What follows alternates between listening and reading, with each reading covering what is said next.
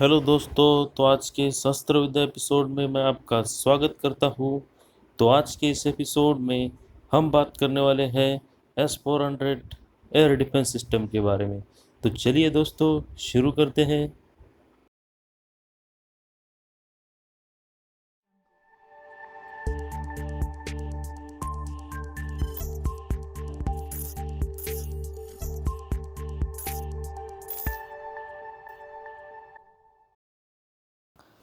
इस प्रोजेक्ट की शुरुआत 1980 में हुई थी और 1993 में इस प्रोजेक्ट को पब्लिकली अनाउंस किया गया रशियन गवर्नमेंट के द्वारा। 1999 में इस सिस्टम का टेस्ट रशियन गवर्नमेंट द्वारा किया गया और 2001 में इसे आर्मी में शामिल करने की परियोजना बनाई गई, मगर पूरी तरह से तैयार न होने की वजह से इसे 2001 में आर्मी में शामिल किया नहीं जा सका और सन 2007 में इसे आर्मी में शामिल किया गया। ये मिसाइल डिफेंस सिस्टम S-300 के अपग्रेड के रूप में विकसित किया जा रहा था और इससे S-200 और S-300 जैसे मिसाइल डिफेंस सिस्टम्स की फ्लीट को रिप्लेस किया गया।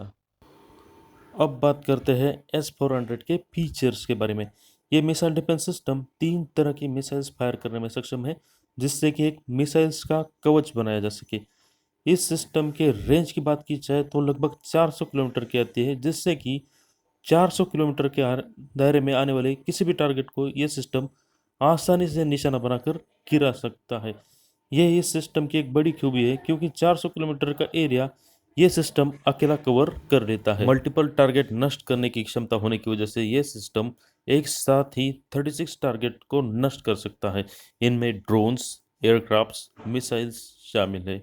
अगर पूरे एयरक्राफ्ट की स्क्वाड्रन भी इस पे हमला कर दे तो भी पूरी स्क्वाड्रन से अकेले निपटने की क्षमता ये सिस्टम रखता है। इसके रेडार की बात की जाए तो काफ़ी पावरफुल रेडार इसमें इस्तेमाल किया जाता है, जो कि 600 किलोमीटर दूर से ही एयरक्राफ्ट्स, ड्रोन्स और मिसाइल्स को डिटेक्ट कर सकता है। इसका रेडार साइमल्टेनियसली 300 टारगेट्स को ट्रैक करने की क्षमता रखता है।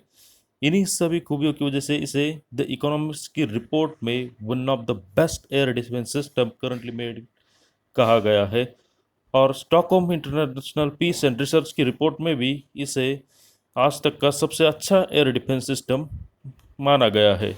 ये एयर डिफेंस सिस्टम इतना कारगर है कि F-22 और F-35 जैसे स्टेल्थ फाइटर एयरक्राफ्ट को भी डिटेक्ट करके नष्ट करने की क्षमता रखता है। और हमारे दुश्मन देश चाइना के पास ऑलरेडी J-20 जैसा स्टेल्थ एयरक्राफ्ट मौजूद है। इसी वजह से इस मिसाइल डिफेंस सिस्टम की इम्पोर्टेंस भारत के लिए काफ़ी बढ़ जाती है। इसकी इन्हीं सारी खूबियों की वजह से बहुत सारी कंट्रीज़ ने इसे खरीदने में इंटरेस्ट दिखाया है, जिनमें चाइना, सऊदी अरब, टर्की, कतार और इंडिया जैसे देश शामिल है। इनमें सबसे पहले 2014 में चाइना ने गवर्नमेंट टू गवर्नमेंट डील द्वारा S-400 डिफेंस सिस्टम खरीद लिया है, और जो कि हमारे लिए काफ़ी चिंता की बात है। चाइना को जुलाई 2019 में S-400 की 2 रेजिमेंट्स डिलीवर हो चुकी है और भारत की बात करें तो 5 S-400 रेजिमेंट्स की डील 2018 में साइन हो चुकी है, जिसकी डिलीवरी 2021 के अंत तक होनी थी। कोरोना वायरस के रूस में फैलाव होने की वजह से 2021 के अंत में होने वाली S-400 की डिलीवरी लेट हो सकती है। और इंडिया और चाइना की टेंशन को देखते हुए डिफेंस मिनिस्टर राजनाथ सिंह के रूस के दौरे में S-400 सिस्टम को जल्द से जल्द भारत को डिलीवर होने के ऊपर भी बात हो चुकी है।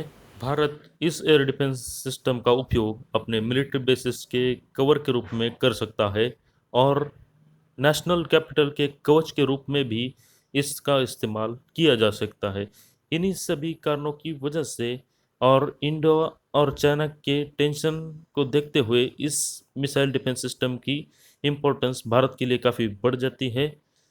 तो इस एपिसोड को हम यहीं पर समाप्त करते हैं। इसे लाइक, शेयर और सब्सक्राइब करना ना भूलें। जय हिंद।